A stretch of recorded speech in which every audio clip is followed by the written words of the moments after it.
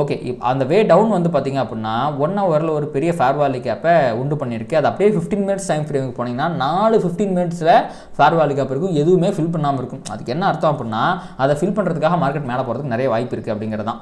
அப்படி மேலே போச்சுன்னா இதோடைய 50% லெவல் இருக்குது பார்த்தீங்களா, ஒரு 655 அப்படிங்கிற லெவல் அப்படிங்கிறது மிக முக்கியமான ரீசன்ஸ் பாயிண்ட்டாக இருக்கும். ஈவன் தோ 50% ரிவர்ஸ் ஆனால் சூப்பரான ரிவர்சல் நம்ம சொல்லலாம், ஆனால் 50% தான் ரிவர்ஸ் ஆகணும்னு இல்லை, விச் மீன்ஸ் ப்ரைஸ் இன்னுமே மேலே போகிறதுக்குலாம் வாய்ப்பு இருக்குது. ஸோ இந்த ஃபேர் வேல்யூ கேப் மொத்தமே ஒரு நல்ல ரிவர்சல் பாயிண்ட்டாக இருக்கும் இஃப் இன்கேஸ் மார்க்கெட் வந்து மேலே போச்சுன்னா. வணக்கம் traders, as per market structure வந்து பார்த்தீங்கன்னா லிக்விடிட்டி ஸ்வீப் அடிச்சதுக்கப்புறமா ஃபார்ம் ஆன இந்த ஃபேர் வேல்யூ கேப்லேருந்து ப்ரைஸ் ரிவர்ஸ் ஆகி கீழே போயிருக்கணும். அப்படி ப்ரைஸ் கீழே போகல.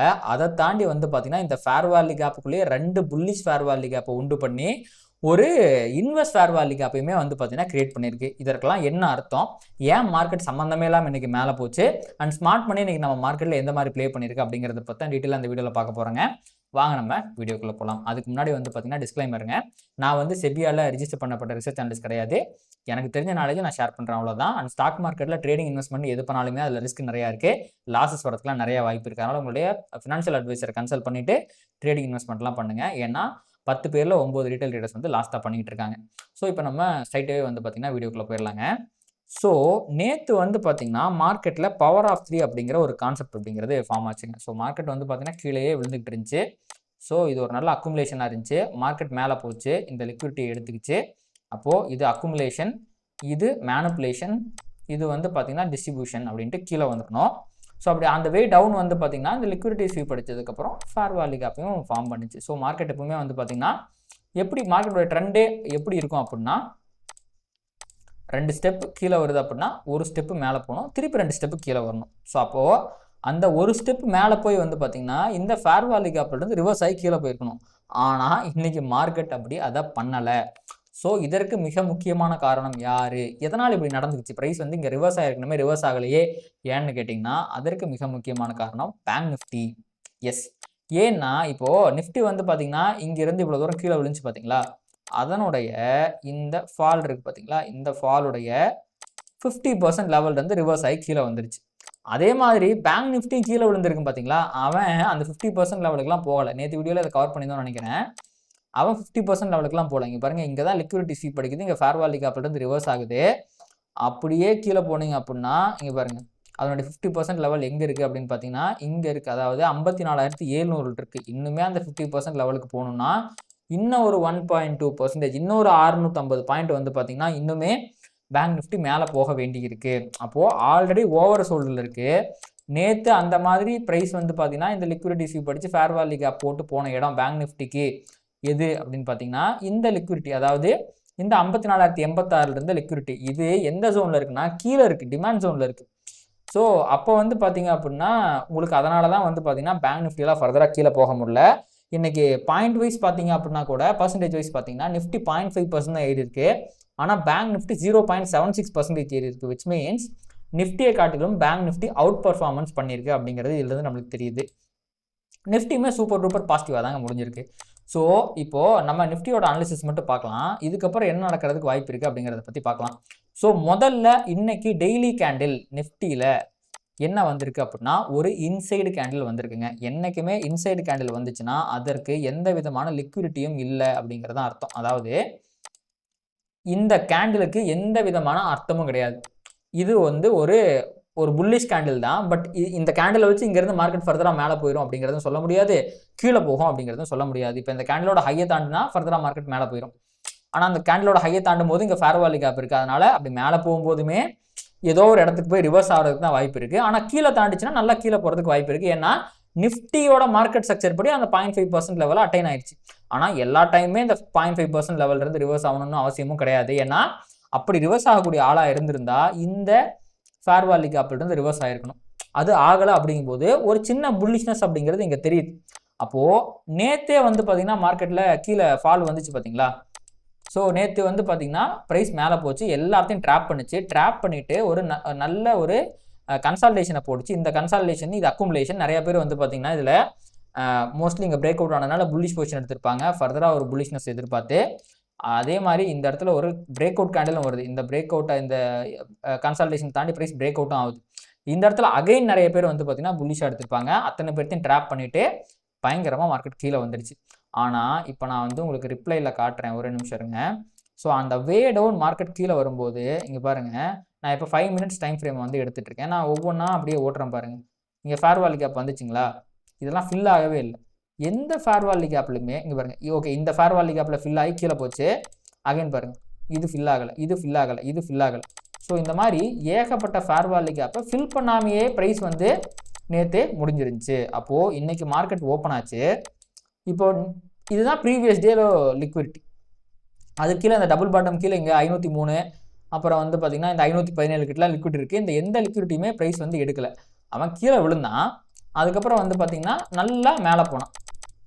அப்போது இந்த ஃபால் இருக்குது பார்த்தீங்களா, இந்த ஃபால் எங்கேருந்து ஆரம்பிச்சிச்சு, உங்களுக்கு லிக்விடிட்டி ஸ்வீப் படிச்சுட்டு இங்கேருந்து ஆரம்பிச்சது அப்படின்னா இந்த ஃபாலுடைய 50% ஃபிபோனாசி நீங்கள் போட்டு பார்த்தீங்க அப்படின்னா அது எங்கே வரும் அப்படின்னா இந்த 24,639 கிட்ட வரும். மேபி 15 மினிட்ஸ் டைம் ஃப்ரேமில் போட்டிங்க அப்படின்னா இங்கே ஒரு 4 ஃபேர் வேல்யூ கேப் இருந்துச்சு. இதில் 0.5% லெவலுக்கு மேலே எங்கேருந்து ரிவர்ஸ் ஆனாலுமே ப்ரைஸ் கீழே வரதுக்கான வாய்ப்புகள் அப்படிங்கிறது இருந்துச்சு. நான் இப்போ 15 மினிட்ஸ் டைம் ஃப்ரேமில் உங்களுக்கு காட்டுறேன். ஸோ இங்கே பாருங்கள்,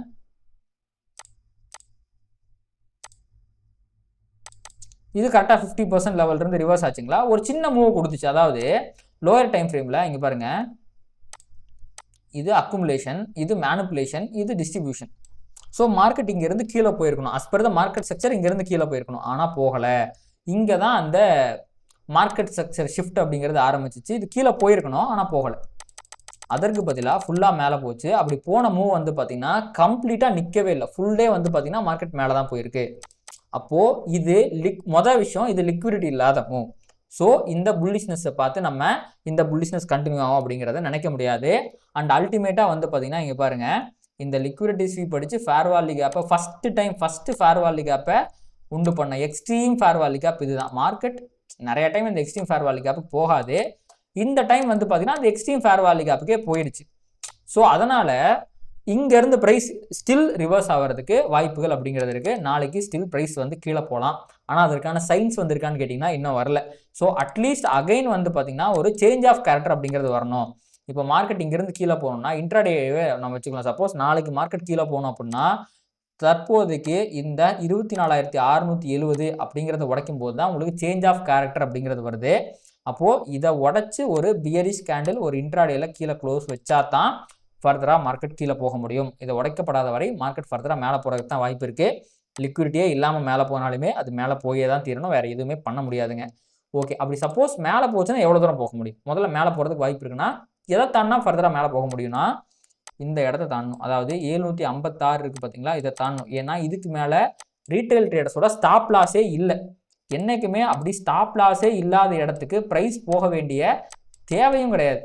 ஸ்டாப் லாஸ் இல்லாத இடத்துக்கு ப்ரைஸ் போக தேவையில்லை. அப்போது அதே மீறி போகுதுன்னா கண்டிப்பாக ஒரு பெரிய ரேலி வரப்போகுது அப்படின்னு அர்த்தம். ஸோ 5 மினிட்ஸில் இதை தாண்டி ஒரு நல்ல பிரேக் அவுட் கேண்டில் வந்துருச்சுன்னு வச்சுக்கலாம், கண்டிப்பாக ப்ரைஸை ஸ்டாப் பண்ண முடியாது. ப்ரைஸோட அடுத்த ஸ்டாப் அப்படிங்கிறது இங்கே தான் இருக்கும். 839 அப்படிங்கிற இந்த 24,839 வரைக்கும் ப்ரைஸ் போகிறதுக்கு நிறையா வாய்ப்பு இருக்குது. இஃப் இன் கேஸ் இது தாண்டிட்டா, இந்த லிக்விடிட்டியை தாண்டிட்டா, இந்த லிக்விடிட்டியை தாண்டாத வரை கண்டிப்பாக மார்க்கெட் இன்னும் பியரிஷாக தான் இருக்குது.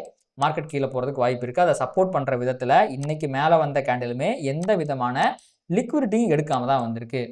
ஸோ இப்போது இது 2 விஷயம் நமக்கு சப்போர்ட் பண்ணுது. அதை தாண்டி இன்னும் இந்த டெய்லியில் இருக்க ஃபேர் வேல்யூ கேப்பையுமே ப்ரைஸ் தாண்டி மேலே போகல அப்படிங்கிறதுமே இன்னும் மார்க்கெட் செல் ஆன் ரைஸில் தான் இருக்குது அப்படிங்கிறத இண்டிகேட் பண்ணுது. என்ன ஒரே ஒரு விஷயம்னா இந்த டிஸ்ட்ரிபியூஷன் மூவ் இருக்குது பார்த்தீங்களா, அதாவது மார்க்கெட் எப்படி போகும், வந்துட்டு இப்படி போகணும். அகைன் பாருங்கள், இப்படி போயிட்டு இப்படி போயிருக்கணும்.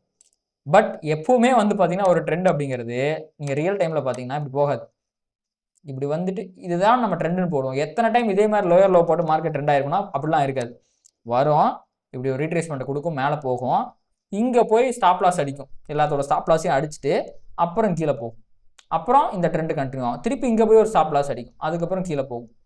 ஸோ இந்த மாதிரி தான் market most of the times trend ஆகும். ஸோ மேபி இதுவுமே வந்து பார்த்தீங்கன்னா இங்கே இருக்கிற லிக்விடிட்டியை, இந்த இடத்துல ஆக்சுவலி லிக்விடிட்டி இல்லை, பட் ஸ்டில் பேங்க் நிஃப்டி மேலே போனதுனால இங்கே ஒரு ஸ்வீப் அடிச்சுட்டு கூட கீழே போகிறதுக்கு வாய்ப்பு இருக்குது. ஆனால் இதை தாண்டிடுச்சுன்னு வச்சுக்கோங்களேன், ரொம்ப சீக்கிரமாக இந்த 839 அப்படிங்கிற லெவலுக்கு போகிறதுக்கு வாய்ப்பு இருக்குது. ஸோ இதை தாண்டாத வரைக்கும் மார்க்கெட் கீழே விழுறதுக்கு தான் இன்னுமே ப்ராபபிலிட்டி அதிகமாக இருக்குது. பட் தாண்டிடுச்சுன்னா நல்லா மேலே போகிறதுக்கு வாய்ப்பு இருக்குது. ஸோ இதான் வந்து பார்த்தீங்கன்னா இப்போதைக்கு நிஃப்டியுடைய வியூவாக இருக்குது. அண்ட் அதே மாதிரி தான் பேங்க் நிஃப்டி நம்ம முன்னாடியே பார்த்தோம். இன்றைக்கி நிஃப்டியுடைய அந்த அப்சைட் போனதுக்கு காரணமே பேங்க் நிஃப்டி தான் அப்படின்னு பார்த்தோம். அப்போ பேங்க் நிஃப்டி ஃபர்தராக மேலே போச்சு அப்படின்னா இந்த லிக்விடிட்டி இருக்குது பார்த்தீங்களா, 54,772 வரைக்குமே போகிறதுக்கு வாய்ப்புகள் மிகவும் பிரகாசமாக உள்ளது. அப்படி போகும்போது இன்னும் பேங்க் நிஃப்டி ஒரு 650 பாயிண்ட் போச்சுன்னா இதில் மினிமம் பாதி 300 பாயிண்ட் வரைக்குமே நிஃப்டி போகிறதுக்கு வாய்ப்பு இருக்குது. அப்படிலாம் நம்ம கணக்கு போட்டு பார்த்தோன்னா ப்ராபப்ளி 25,000 அகைன் கூட நிஃப்டி தொடர்றதுக்கெல்லாம் வாய்ப்புகள் இருக்குது. பட் எனக்கு தெரிஞ்ச அவ்வளோ தூரம் போகிறதுக்கான வாய்ப்புகள் மிகவும் குறைவு தான் நினைக்கிறேன்.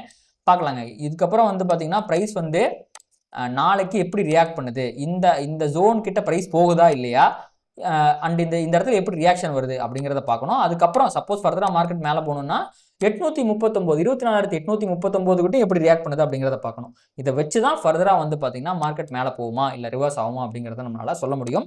பட் இப்போதைக்கு இந்த 1 hour ஃபேர் வேல்யூ கேப் மதிக்கப்படாதது மேபி மார்க்கெட் இன்னும் கூட கொஞ்சம் மேலே போகிறதுக்குலாம் வாய்ப்பு இருக்குது அப்படிங்கிறது தான் நமக்கு எடுத்து சொல்லுதுங்க. சரி, ஓகே. இப்போ நம்ம ஸ்ட்ரைட்டாகவே அப்படியே வந்து கிரிப்டோ கரன்சி பக்கம் போயிடுவோம். ஸோ கிரிப்டோஸில் என்ன நடக்குது அப்படின்னா டெய்லி டைம் ஃப்ரேமில் இங்கே பாருங்கள், இந்த இடத்துல ஒரு ஃபேர் வேல்யூ கேப் இந்த இடத்துல ஒரு லிக்விடிட்டி இருந்துச்சு. அந்த லிக்விடிட்டி வந்து பார்த்திங்கன்னா ப்ரைஸ் ஃபீட் பண்ணிக்கிட்டு மேலே போயிருக்கு. ஸோ அப்படி மேலே போனது வந்து பார்த்திங்கன்னா இது புல்லிஷான்னு கேட்டிங்கன்னா கிடையாது.